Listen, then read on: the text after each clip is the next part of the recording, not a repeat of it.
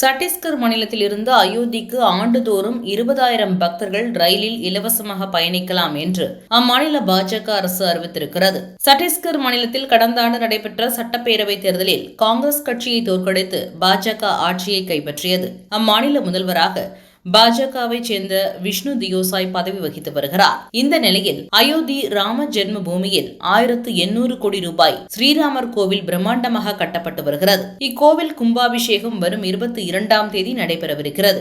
இக்கோவிலை உலக அளவில் பிரபலப்படுத்த வேண்டும் என்று மத்திய பாஜக அரசு உறுதியெடுத்திருக்கிறது. ஆகவே நாடு முழுவதும் இருந்து அயோத்தி கோவிலுக்கு வரும் பக்தர்களை இலவசமாக அழைத்து செல்ல பாஜக முடிவெடுத்திருக்கிறது.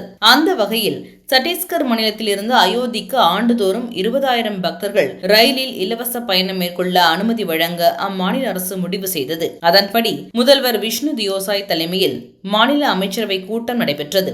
இக்கூட்டத்தில் சத்தீஸ்கர் மாநிலத்தில் இருந்து அயோத்தி ராமர் கோவிலுக்கு தரிசனத்திற்கு செல்ல ஆண்டுதோறும் 20,000 பக்தர்களுக்கு ரயிலில் இலவச பயணம் மேற்கொள்ளும் தீர்மானத்திற்கு ஒப்புதல் அளிக்கப்பட்டிருக்கிறது. இதுகுறித்து சத்தீஸ்கர் மாநில அரசு வெளியிட்டிருக்கும் அறிக்கையில் சட்டப்பேரவை தேர்தலின் போது பிரதமர் நரேந்திர மோடி அளித்த வாக்குறுதி நிறைவேற்றப்பட்டிருக்கிறது. அதன்படி ஆண்டுதோறும் அயோத்தி ராமர் கோவில் தரிசனத்திற்காக 20,000 பக்தர்கள் ரயிலில் கட்டணமின்றி பயணம் செய்ய அனுமதிக்கப்படுவார்கள்.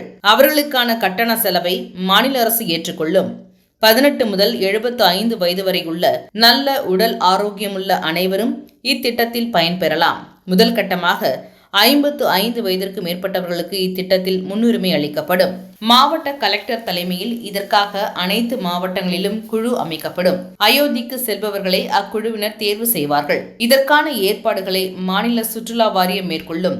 இதற்கான நிதி சுற்றுலாத்துறைக்கு ஒதுக்கப்படும். மேலும் அயோத்திக்கு வாரந்தோறும் சிறப்பு ரயிலை இயக்க ரயில்வே துறையுடன் புரிந்துணர்வு ஒப்பந்தம் மேற்கொள்ளப்பட இருக்கிறது. வாரணாசி வழியாக அயோத்திக்கு ரயில் இயக்கப்படும். பக்தர்கள் வாரணாசி, காசி விஸ்வநாதர் கோவிலில் தரிசிப்பதுடன் கங்கை ஆரத்தி நிகழ்ச்சியிலும் பங்கேற்க முடியும் என்று தெரிவிக்கப்பட்டிருக்கிறது.